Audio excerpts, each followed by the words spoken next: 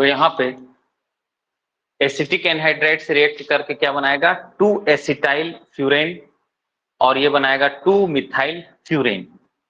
फिर आगे हम लोग देखेंगे मर्क्यूरेशन। ये लिख लिए आप लोग, लिख लिए कि आगे देखेंगे मर्क्यूरेशन।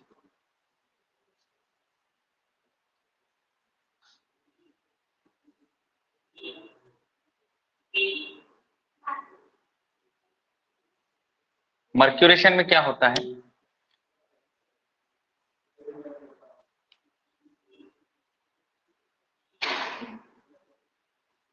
फ्यूरेन का रिएक्शन हम लोग HgCl2 से कराते हैं।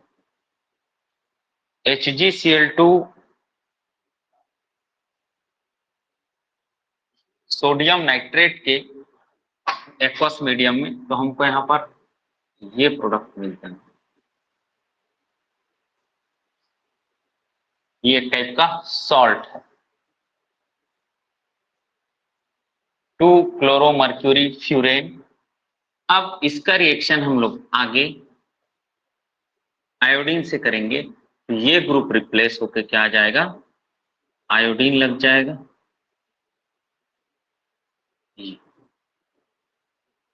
इसी का रिएक्शन हम लोग एसिटाइल क्लोराइड से कराएंगे। किससे, एसिटाइल क्लोराइड से।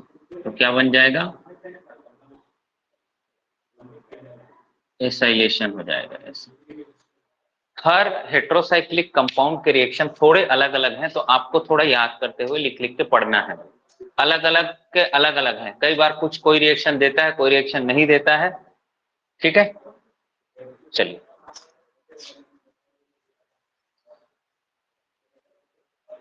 ये एल्काइलेशन, एसाइलेशन, मर्क्यूरेशन हुआ।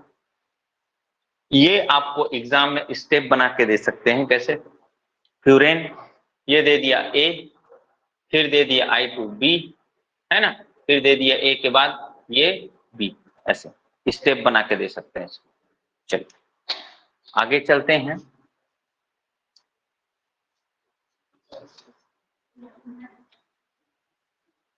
Reaction with butyl lithium, reaction with butyl lithium. तो ये ब्यूटाइल लिथियम को कई बार ये एन बुली भी लिखता है, एन बुली। एन बुली मतलब नॉर्मल ब्यूटाइल लिथियम। ठीक है, चलो देखना आप लोग कैसे होता है ये। यहाँ का जो H होता है ना, वो एक्टिव H होता है, ये H एक्टिव H होता है। और ब्यूटाइल लिथियम इसको बोलते हैं हम लोग H9 लिथियम। ये पॉजिटिव और यहाँ है नेगेटिव। ये H प्लस को ले लेगा, H प्लस को लेगा, यहाँ क्या आ जाएगा, यहाँ पे नेगेटिव चार्ज, और लिथियम यहाँ आके लग जाएगा और ये हो जाएगा C4H10। क्या बना देगा, ब्यूटेन बना देगा। ठीक है, अब देखो ये क्या हो गया, नेगेटिव चार्ज आ गया, मतलब ये क्या बन गया, न्यूक्लियोफाइल बन गया, है ना, न्यूक्लियोफाइल बन गया। अब इसी पे आगे स्टेप बना के आपको दे सकता है CO2। क्या दे देगा, CO2। देखो ये यहाँ अटैक करेगा, ये बॉन्ड इधर की ओर खसकेगा। देखो कैसे दिखेगा,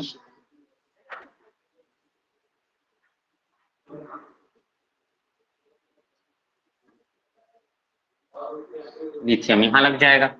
अब इसको जैसे ही क्या दोगे, एसिड दोगे पानी में घोल के,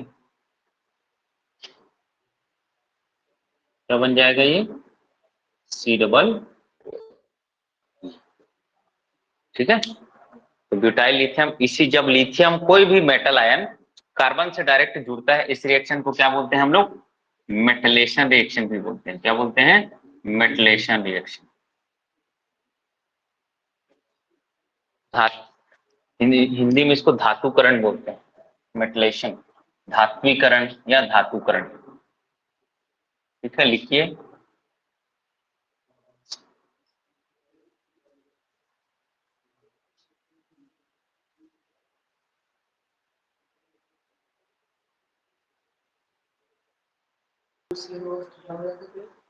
चलिए देखिए इधर देखो, गोमबर्ग रिएक्शन में क्या होता है, गोमबर्ग रिएक्शन में फ्यूरेन का रिएक्शन होता है benzene diazonium chloride. Benzene diazonium chloride से जब इसका रिएक्शन होता है ना, तो क्या होता है, गोमबर्ग रिएक्शन में दो रिंग फ्यूज होते हैं। दो रिंग क्या होते हैं, फ्यूज होते हैं। जैसे बेंजीन के साथ इसका रिएक्शन कराओगे तो दो, गोमबर्ग रिएक्शन एक्चुअल में ये है, ये बेंजीन रिंग है ना, ये बेंजीन रिंग है, और ये है बेंजीन डाइएजोनियम क्लोराइड। ठीक है, इसको बेस के प्रेजेंस में हीट करोगे आप ना, क्या बनता है, दो बेंजीन रिंग आपस में जुड़ जाते हैं। इसको बोलते हैं हम लोग बाइफिनाइल। क्या बोलते हैं, बाइफिनाइल। यही रिएक्शन क्या है, गोमबर्ग रिएक्शन। ये गोमबर्ग रिएक्शन का क्या है, ये डेरिवेटिव है। अल्फा पोजीशन में यहाँ पे क्या होता है, ये जो दो रिंग जुड़ रहे हैं ना, ऐसे ही ये फ्यूरेन और कौन जुड़ जाएगा, ये बेंजीन रिंग जुड़ जाएगा। N2 बाहर निकल जाएगा, N2 बाहर निकल जाएगा, या नाइट्रोजन बाहर निकल जाएगा। ठीक है, यहाँ एक है तो HCl भी निकलेगा, H एक जाएगा यहाँ से, तो HCl और H2, HCl और NaOH, NaCl हो जाएगा। क्या है ये, H यहाँ से जाएगा तो OH बन जाएगा, HCl नहीं बनेगा, क्या बनेगा, ये NaCl बनेगा, ऐसे बन के बाहर निकल जाएगा। गाटरमान रिएक्शन में क्या होता है, गाटरमान रिएक्शन में HCl और HCN पहले रिएक्ट करके क्या बनाते हैं, इमीनियम आयन बनाते हैं। क्या बनाते हैं लोग, इमीनियम आयन। तो इमीनियम आयन क्या करता है, देखो अब इमीनियम आयन कैसे बनता है ये बता देता हूं, देखना। HCN ऐसे होता है,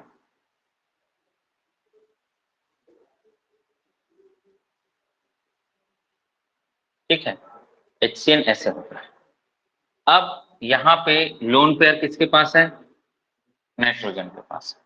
लोन पेयर नाइट्रोजन के पास है ना, तो क्या करेगा, HCl जब इससे रिएक्ट करेगा ना, तो H इसमें पॉजिटिव है, इसमें नेगेटिव है, तो ये प्रोटॉन एक्सेप्ट करता है। कौन प्रोटॉन एक्सेप्ट करता है, नाइट्रोजन प्रोटॉन एक्सेप्ट करेगा। यहाँ पे क्या आएगा, पॉजिटिव चार्ज। ठीक है, क्या आएगा, पॉजिटिव चार्ज। अब ये जो इलेक्ट्रॉन है ना, वो यहाँ आ जाता है, नाइट्रोजन को वापस मिल जाता है उसको लोन पेयर। तो क्या हो जाता है भाई, यहाँ पे क्या आ जाएगा, पॉजिटिव चार्ज आ जाएगा। यही पॉजिटिव चार्ज क्या करेगा, यहाँ पे रिएक्शन करता है। जो ये इमीनियम आयन बना है, यही यहाँ पे एज अ इलेक्ट्रोफाइल अटैक करता है। हम लोग, आप लोगों ने सेकेंड ईयर में पढ़ा होगा इसको, इमीनियम आयन बन के यहाँ अटैक करेगा, ये जुड़ जाएगा। जुड़ने के बाद जब इसका हाइड्रोलाइसिस करेंगे, जब भी कभी कार्बन डबल बॉन्ड नाइट्रोजन का आप हाइड्रोलाइसिस करेंगे, क्या बनेगा, एल्डिहाइड बनेगा। क्या बनेगा, कार्बन डबल बॉन्ड ऑक्सीजन हो जाएगा। कार्बन डबल बॉन्ड नाइट्रोजन का हमेशा हाइड्रोलाइसिस क्या देगा आपको, कार्बन डबल बॉन्ड ऑक्सीजन ही देगा। क्या बन जाएगा, परफ्यूरन। ठीक है, ये है गाटरमान रिएक्शन। ये समझने के लिए आपका ओरिजिनल गोमबर्ग रिएक्शन, ये गाटरमान रिएक्शन में कौन सा आयन अटैक करता है, उसके लिए ये इमीनियम आयन मैंने बता दिया। चलो, तो इस तरीके से फ्यूरेन होता है आपका खत्म।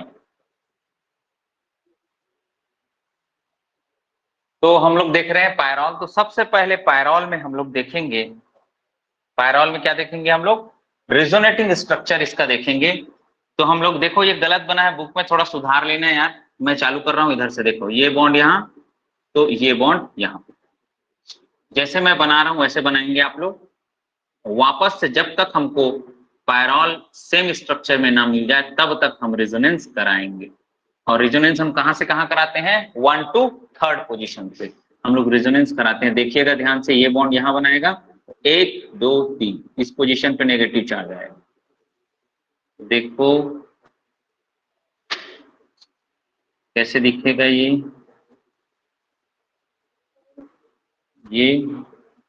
ये नेगेटिव चार्ज।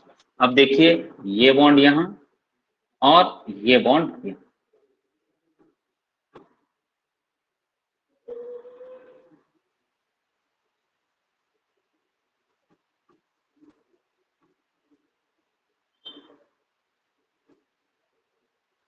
फिर क्या होगा, ये बॉन्ड यहां और ये बॉन्ड यहां।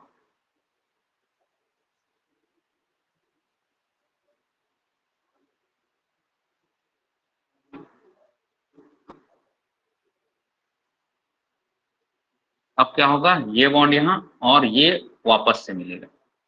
अब हमको क्या मिल जाएगा, ओरिजिनल पायरॉल जो हमको पहले मिला था। तो ये दोनों क्या है भाई, सेम है।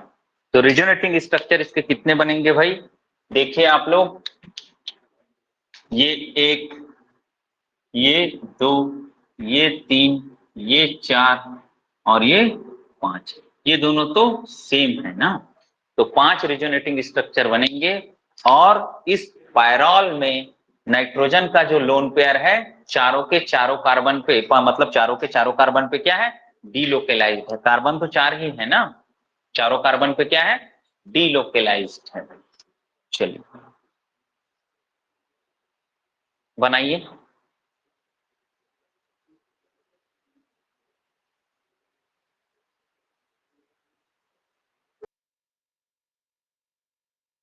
तो ओवरऑल अगर हम बनाना चाहें,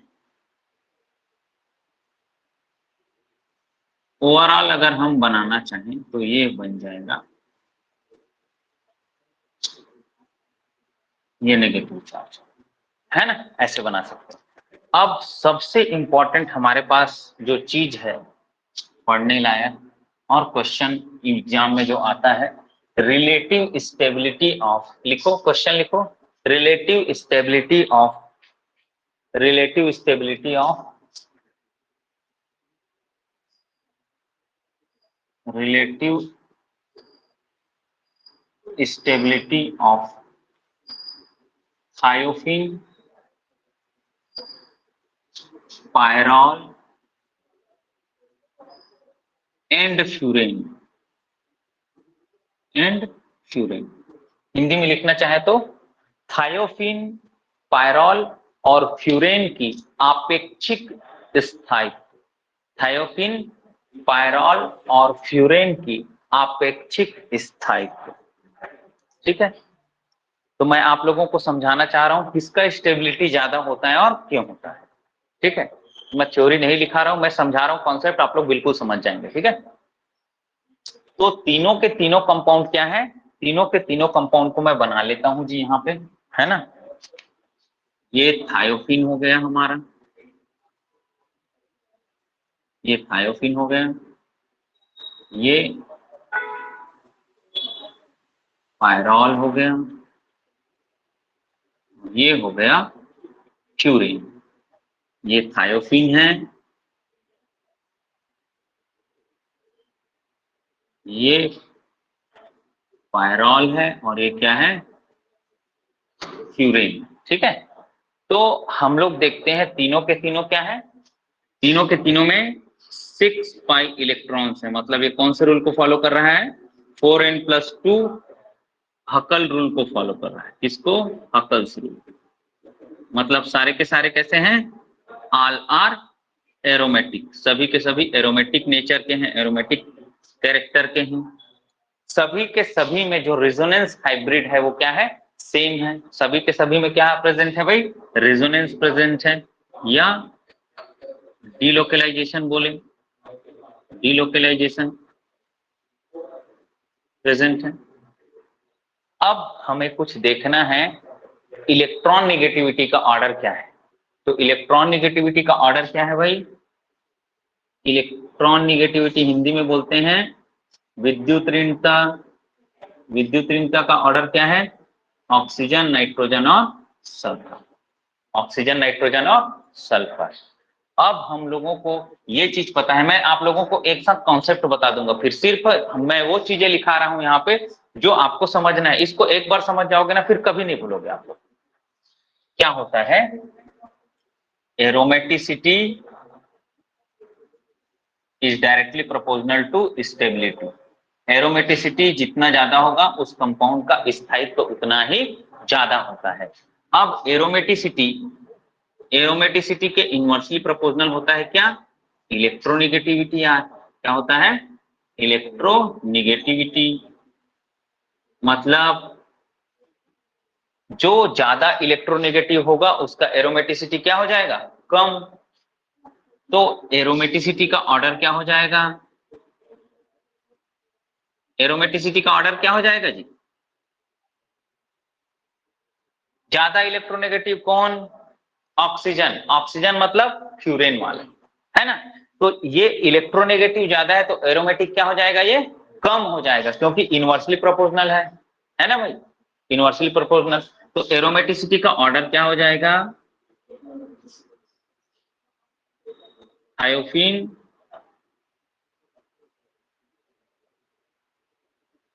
पायरॉल और फ्यूरेन। थायोफिन, पायरॉल और फ्यूरेन। और हमको पता है aromaticity is directly proportional to stability. तो जो ज्यादा एरोमेटिक है वही क्या होगा? स्टेबल हो गया। एरोमेटिसिटी का ऑर्डर भी यही होगा और स्टेबिलिटी का ऑर्डर भी यही होगा, है ना।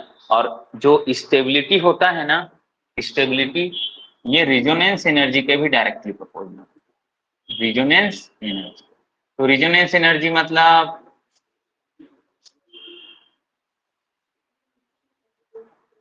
एनर्जी मतलब इलेक्ट्रॉन जब डिलोकेलाइज होंगे ना, ये इलेक्ट्रॉन ऐसे डिलोकेलाइज होंगे घूमेंगे, ये इलेक्ट्रॉन ऐसे डिलोकेलाइज होंगे घूमेंगे, ये इलेक्ट्रॉन ऐसे डिलोकेलाइज होंगे घूमेंगे, तो जितना घूमने से जो एनर्जी रिलीज होगी उसी को बोलेंगे रिजोनेंस एनर्जी, है ना। तो रिजोनेंस एनर्जी ज्यादा किसका होगा? जिसका एरोमेटिसिटी ज्यादा है यार। और रिजोनेंस किसका ज्यादा होता है? कौन इलेक्ट्रॉन आसानी से देगा? जिसका इलेक्ट्रॉन नेगेटिविटी कम। तो इलेक्ट्रॉन नेगेटिविटी सबसे कम किसका है? सल्फर का है। तो सल्फर क्या करेगा? अपने इलेक्ट्रॉन को तुरंत डोनेट करेगा और क्या करेगा? रिजोनेंस करेगा। उसके बाद नाइट्रोजन, उसके बाद ऑक्सीजन। तो एरोमेटिसिटी का ऑर्डर भी क्या होगा? Thiophene, pyrrole, furan. Resonance energy भी किसका होगा? थायोफिन, पायरॉल और फ्यूरेन, है ना। तो एरोमेटिसिटी जितना ज्यादा उतना ही रिजोनेंस एनर्जी ज्यादा। तो हम लोग जब कैलकुलेट करते हैं मशीन से, एनएमआर मशीन से कैलकुलेट किया जाता है रिजोनेंस एनर्जी, तो रिजोनेंस एनर्जी किसका ज्यादा रहता है? जिसका एरोमेटिसिटी ज्यादा है। तो आपको कितने भी क्वेश्चन ये पूछ सकता है, एरोमेटिसिटी का ऑर्डर पूछे, रिजोनेंस एनर्जी का ऑर्डर पूछे, स्टेबिलिटी का ऑर्डर पूछे, सारे के सारे का ऑर्डर क्या होगा? सेम होगा, थायोफिन, पायरॉल, फ्यूरेन, है ना। Resonance energy is directly proportional to stability, aromaticity is directly proportional to stability, aromaticity is inversely proportional to electronegativity. तो इलेक्ट्रॉन नेगेटिविटी का ऑर्डर क्या है हमारा? इलेक्ट्रॉन नेगेटिविटी का ऑर्डर हम लोगों ने देखा है, ऑक्सीजन, नाइट्रोजन, सल्फर है, इसलिए एरोमेटिसिटी का ऑर्डर क्या हो जाएगा? सल्फर, नाइट्रोजन और ऑक्सीजन। और aromaticity is directly proportional to stability, इसलिए क्या आ गया? थायोफिन, पायरॉल और फ्यूरेन। चलो भाई लिख लो, आता है ये क्वेश्चन।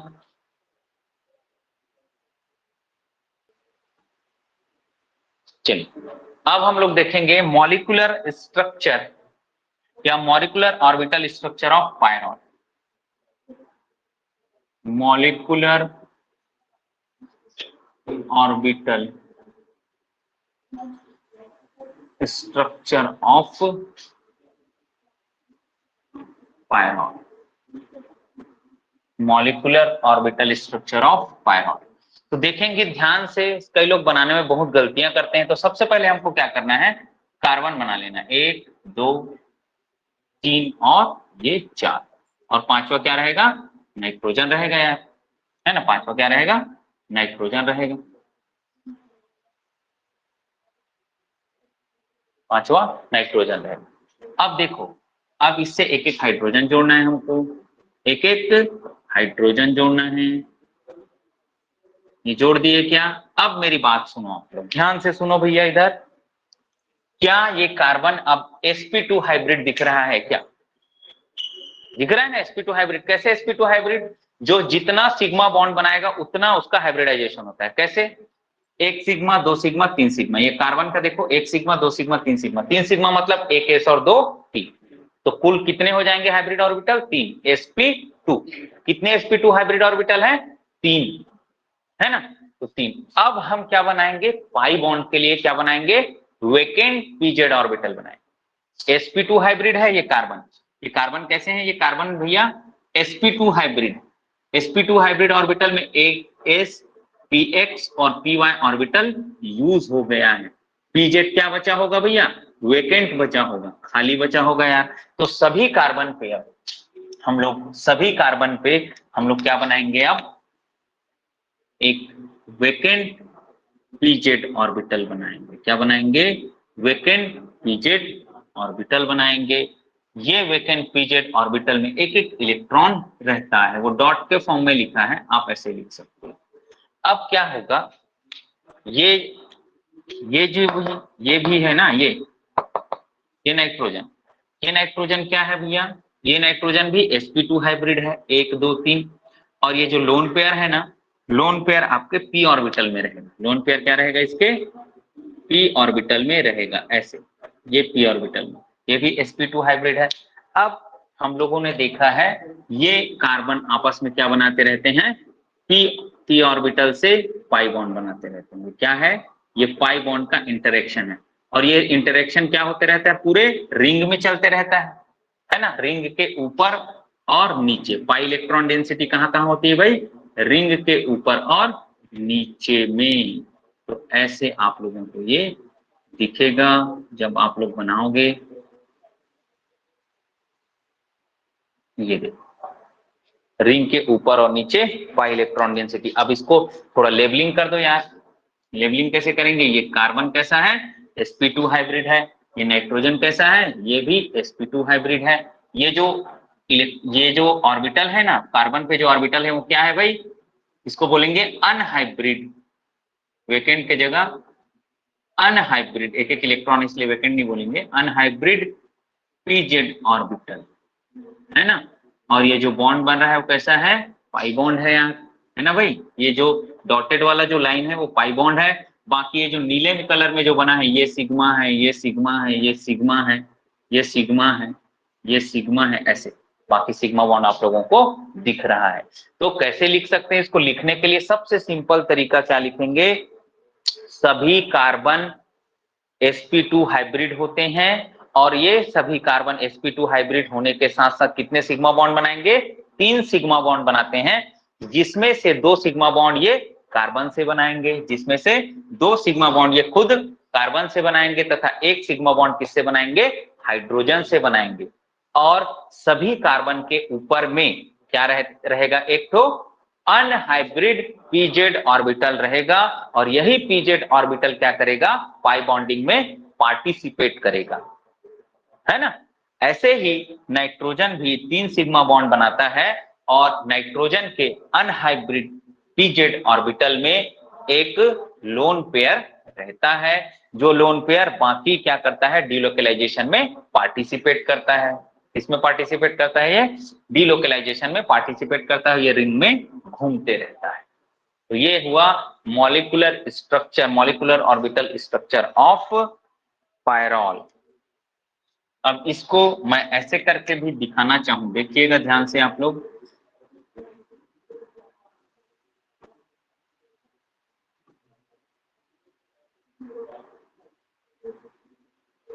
हाइड्रोजन लगाना भूला तो नहीं है ना, कहीं पे देख लेने में, है ना। अब वो ऐसे बनाया है, एक तो पाई इलेक्ट्रॉन डेंसिटी है ना, तो पाई इलेक्ट्रॉन डेंसिटी को ऐसे ऐसे पेंटागन टाइप का बनेगा ये, ऐसे। और ये इसके नीचे भी, किसके नीचे, प्लेन के ऊपर और प्लेन के नीचे, ऐसे। ये क्या है, इसको बोल सकते हैं पाई इलेक्ट्रॉन डेंसिटी, या पाई इलेक्ट्रॉन घनत्व, या पाई इलेक्ट्रॉन क्लाउड, है ना। ये भी क्या है, पाई इलेक्ट्रॉन क्लाउड है। क्लाउड मतलब बादल। पाई इलेक्ट्रॉन डेंसिटी, हिंदी में पाई इलेक्ट्रॉन घनत्व बोल सकते हैं, पाई इलेक्ट्रॉन घनत्व, जो भी लिखना चाहें आप लोग लिख सकते हैं। ये क्या होगा, कार्बन के ऊपर और कार्बन के नीचे, मतलब जो रिंग बना है ना, रिंग के ऊपर पाई इलेक्ट्रॉन डेंसिटी और रिंग के नीचे पाई इलेक्ट्रॉन डेंसिटी होगी। कौन सी इलेक्ट्रॉन डेंसिटी, ये दिख रहा है यार, ये देखो, ये ऊपर वाला और ये नीचे वाला, ठीक है। चलो इसको बनाओ। तो सारे के सारे जो हेट्रो एटम्स है ना, हेट्रोसाइक्लिक रिंग्स हैं, उसके मॉलिक्यूलर ऑर्बिटल स्ट्रक्चर इंपॉर्टेंट है, उसका डीलोकलाइजेशन बनाना इंपॉर्टेंट है। रिजोनेटिंग स्ट्रक्चर बनाया अभी किसका, हम लोग पायरॉल का, वो इंपॉर्टेंट है। और क्या इंपॉर्टेंट है इसका, हम लोग जो रिलेटिव स्टेबिलिटी पढ़े वो इंपॉर्टेंट है। और क्या इंपॉर्टेंट है भाई, आपका मॉलिक्यूलर ऑर्बिटल स्ट्रक्चर। चलिए बनाइए।